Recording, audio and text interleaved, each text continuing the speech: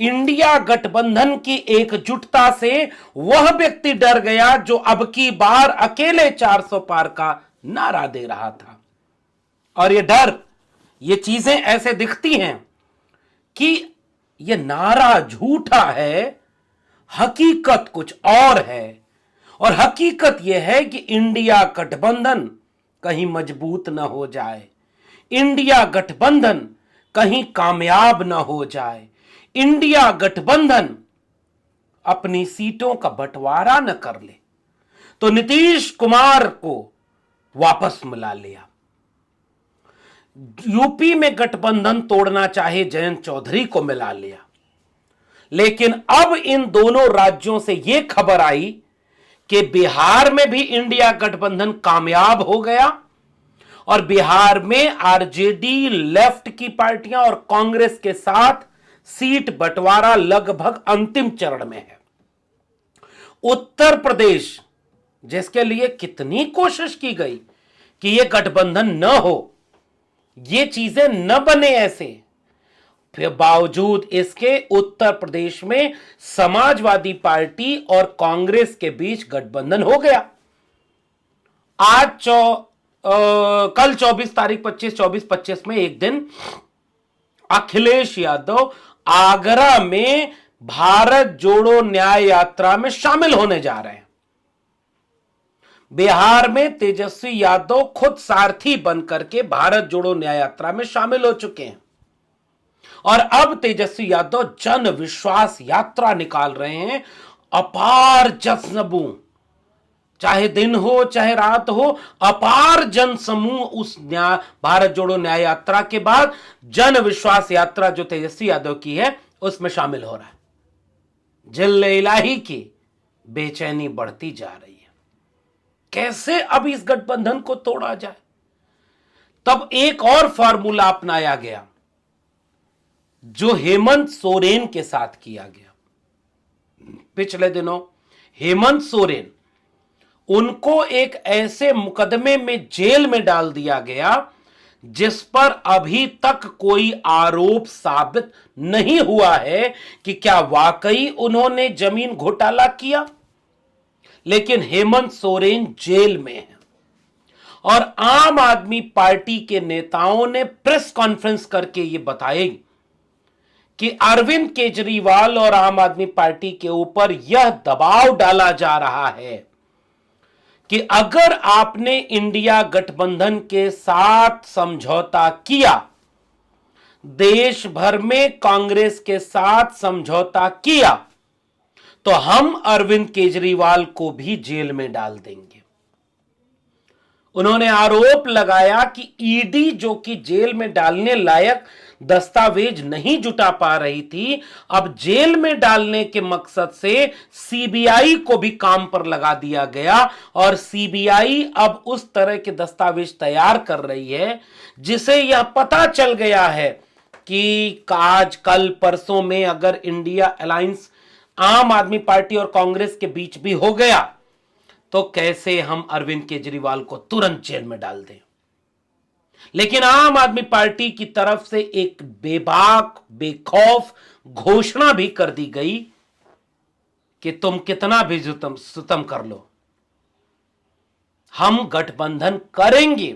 खुद अरविंद केजरीवाल ने अपने भाषण में बोला कि हमारे विधायकों के ऊपर, हमारे ऊपर बीजेपी ज्वाइन करने का फॉर्मूला अप्लाई किया जा रहा है कि बीजेपी ज्वाइन कर लो, जेल वेल जाने से बच जाओगे, ईडी रुक जाएगी। देखो, जैसे हेमंत सोरेन को जेल में डाल दिया ना, अरविंद केजरीवाल तुमको भी जेल में डाल देंगे।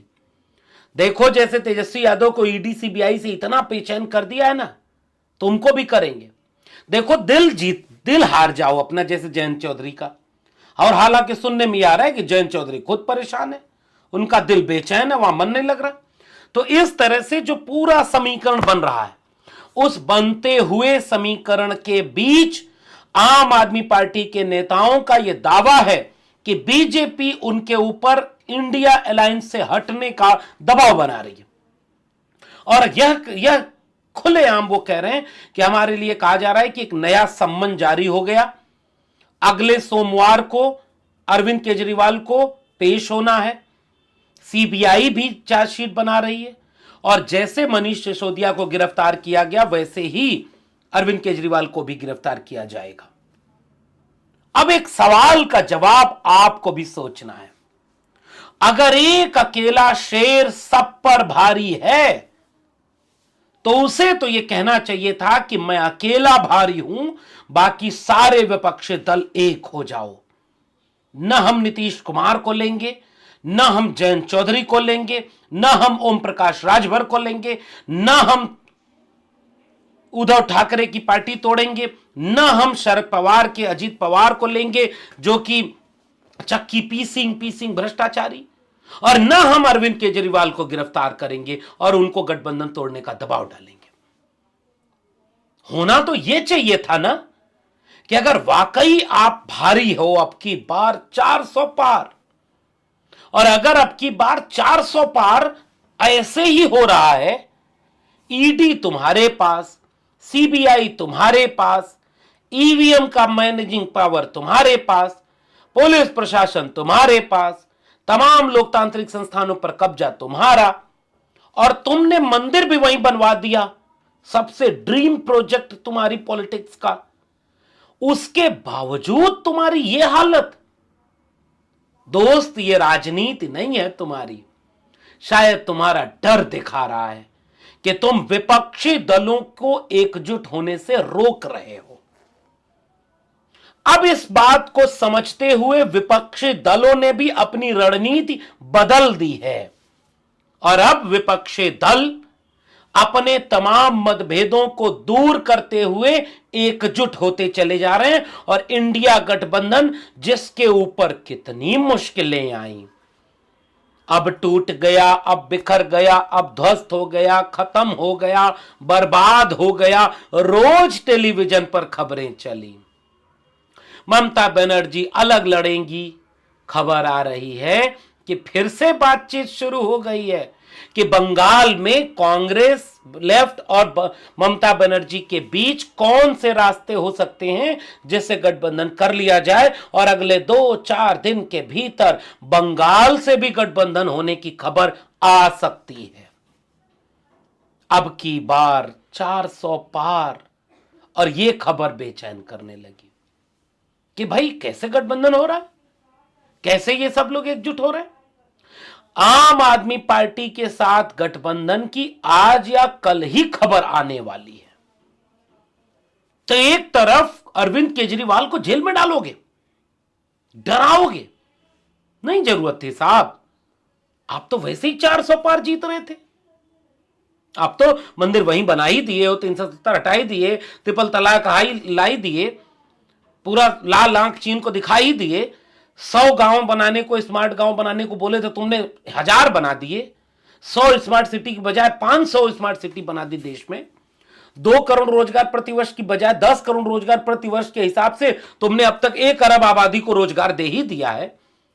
और इसी के दम पर न कह रहे थे कि अब की बार 400 पार। तो जब 400 पार हो ही रहा है तो जरूरत क्या थी गठबंधन तोड़ने की, ईडी सीबीआई से गिरफ्तार कराने की, लोगों के ऊपर यह दबाव डालने की कि उधर मत जाओ, अच्छा लो इधर एक राज्यसभा तुम ले लो, एक अच्छा तुम ज्यादा नाराज हो, लो तुम एक भारत रत्न ले लो, अच्छा तुम लो ये 2-3 विधायक ले लो, अच्छा लो तुम्हारी फाइल बंद कर दी ईडी वाली, अब आ जाओ। ये करने की क्या जरूरत है? कल्पना करिए कि जो आदमी अपने राजनीति के सबसे उफान पर होने का दावा करे, जो आदमी यह दावा करे कि अकेले वो सब पर भारी है, एक अकेला सब पर भारी, तो इसकी क्या है मजबूरी? मैं बार बार यह सवाल आपके सामने रख रहा हूं क्योंकि आपको शायद यह लगता होगा कि नहीं, चुनाव तो बचा ही नहीं है, बीजेपी एक तरफा चुनाव जीत गई है। बार बार यही माइंड गेम आपके साथ खेला जा रहा है, बार बार इसी माइंड गेम से आपके ऊपर ट्रैप किया जा रहा है कि आप मनोवैज्ञानिक रूप से युद्ध को हार जाएं, युद्ध शुरू होने से पहले ही, और आप ये खबरें न देख पाए कि भाई लाख बाधाओं के बावजूद इंडिया गठबंधन हो गया और तेजस्वी यादव भारत जोड़ो न्याय यात्रा में शामिल हुए, और अब अखिलेश यादव होने जा रहे हैं। अब आम आदमी पार्टी से दिल्ली और पंजाब ही नहीं, गोवा, असम, महाराष्ट्र, कहां कहां गठबंधन हो गया, इसकी खबर बस कुछ ही घंटों में इस देश के सामने आने वाली है। इसलिए लगाओ सीबीआई भी ईडी के साथ अरविंद केजरीवाल को गिरफ्तार करने के लिए।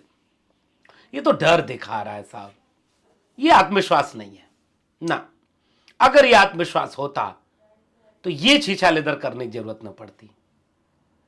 ये इंडिया गठबंधन को और उनके तमाम नेताओं को अब धीरे धीरे ये बात समझ में आने लगी है कि भाई ये जरूरी है कि इस तरीके से हम एकजुट होकर के लड़ें देश के संविधान को बचाने के लिए, देश में न्याय को बचाने के लिए, देश में समाजवादी मूल्यों और इन मानवीय मूल्यों को बचाने के लिए, देश के आइडिया ऑफ इंडिया को बचाने के लिए, किसान मजदूर नौजवान की बात करने के लिए और लोकतांत्रिक संस्थाओं की हिफाजत के लिए, नफरत के खिलाफ मोहब्बत के लिए।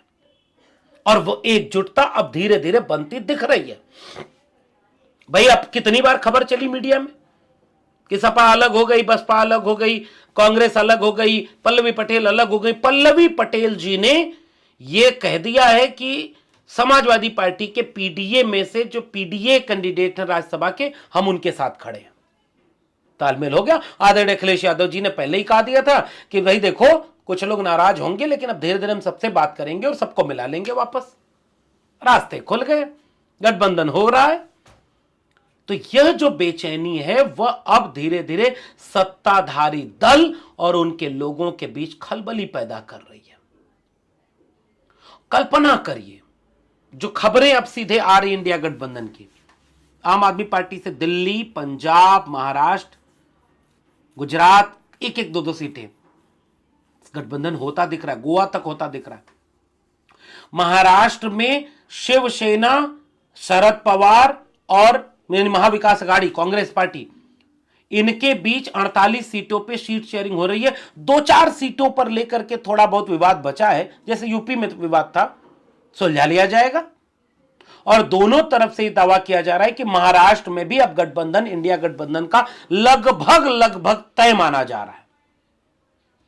तो दिल्ली, पंजाब, हरियाणा, उसके बाद गोवा, गुजरात, महाराष्ट्र, यूपी, बिहार हो ही गया, झारखंड में हुआ ही है, गठबंधन की सरकार चल रही है।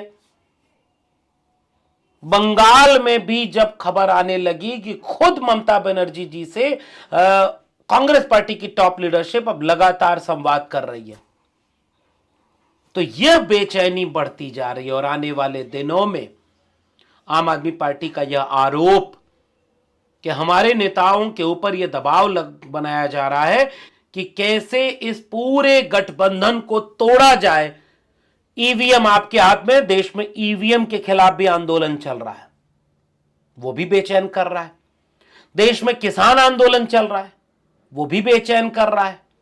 रात में आंसू गैस के गोले फेंकने पड़ रहे हैं।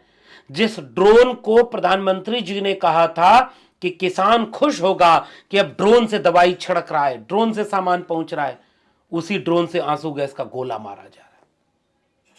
किसान यह कह रहे हैं कि वहां पर अब जान जा रही है।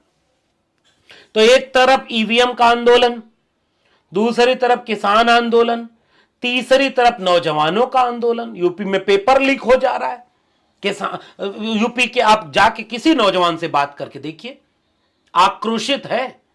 चाहे वो 6800 शिक्षक भर्ती में आरक्षण घोटाले वाला नौजवान हो, चाहे वो पेपर लीक का शिकार नौजवान हो, रोजगार नहीं मिल रहा उसे नहीं हिंदू मुस्लिम चाहिए, उसे नहीं मंदिर मस्जिद चाहिए, उसे रोजगार चाहिए। और जो रोजगार केंद्र की भाजपा सरकार हो या लखनऊ की भाजपा सरकार हो, उसने नहीं दिया। और इलाहाबाद से लेकर के लखनऊ की गलियों में अब वो आंदोलन चल रहा है नौजवानों का। ये सब कुछ हो रहा है। इसलिए जल्दी जल्दी विपक्ष को तोड़ो, जल्दी जल्दी उधर से कुछ और लोगों को, अच्छा 2-4 भारत रत्न और देना है, बताओ किसको देना, दे देते हैं। अच्छा ईडी सीबीआई कहां भेजनी है, जल्दी जल्दी काम पर लगाओ।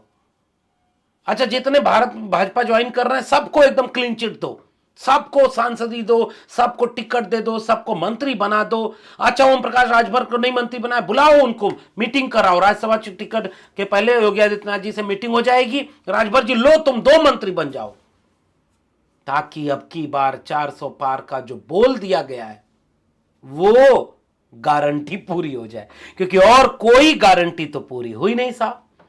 जनता तो लोकतांत्रिक तरीके से आपसे सवाल पूछेगी, और कोई भी पॉलिटिकल पार्टी है उसके पास ये पूरा हक है कि वह लोकतांत्रिक तरीके से चुनी हुई सरकार के सामने एकजुट हो, मुद्दों पर एकजुट हो और मुद्दों पर घेरे। इन सारी चीजों को आप कैसे रोक पाएंगे? इन सारी चीजों को आप क्यों रोकना चाह रहे हैं? इन सारी चीजों के खिलाफ आप क्यों खड़े हैं? इन सवालों का जवाब आज की तारीख में भारतीय जनता पार्टी के पास नहीं है। और इंडिया गठबंधन ने तमाम बाधाओं को पार करते हुए अब उस दिशा में कदम बढ़ा दिया है। 3 मार्च को पटना के गांधी मैदान में तेजस्वी यादव एक रैली करने जा रहे हैं, जिसमें राहुल गांधी जी भी शामिल हो सकते हैं। बंगाल में गठबंधन होने जा रहा है। महाराष्ट्र में गठबंधन लगभग हो चुका है। आम आदमी पार्टी और कांग्रेस का गठबंधन तो घोषणा की इंतजार में बस बैठा है, और यूपी बिहार में तो गठबंधन हो गया है। कैसे नींद आती होगी साहब? गारंटी का क्या हुआ? अच्छा, ये जो 500 रुपए सिलेंडर देंगे मध्य प्रदेश और राजस्थान में, वो मिल रहा है कि नहीं मिल रहा है? जरा यूपी वालों बताओ जरा, सिलेंडर का रेट क्या है और कहां गए वो वादे जो चुनाव में दिए गए थे? तो जरा इस बात को देश की जनता देखे। लोकतंत्र में सबसे बड़ी भूमिका अगर किसी की है तो वो वोटर की है, और वोटर अगर ये पूरे राजनीतिक फलक को नहीं देख रहा है तो शायद उस मनोवैज्ञानिक खेल का वो शिकार हो जाएगा जिसमें पहले से ही मान लिया जाए कि बीजेपी चुनाव जीत गई है, अब तो चुनाव की घोषणा, परिणाम की घोषणा होना बाकी है। नहीं, अभी पूरा खेल बचा हुआ है। और अगर इंडिया गठबंधन इसी दिशा में जाकर के खेल खेलने उतर गया तो खेल बहुत दिलचस्प होने वाला है। आपका क्या मानना है नीचे कमेंट बॉक्स में जरूर बताइएगा। फिर मिलेंगे किसी और टिप्पणी के साथ, तब तक के लिए देखते रहिए मेरा विश्लेषण। बहुत बहुत धन्यवाद।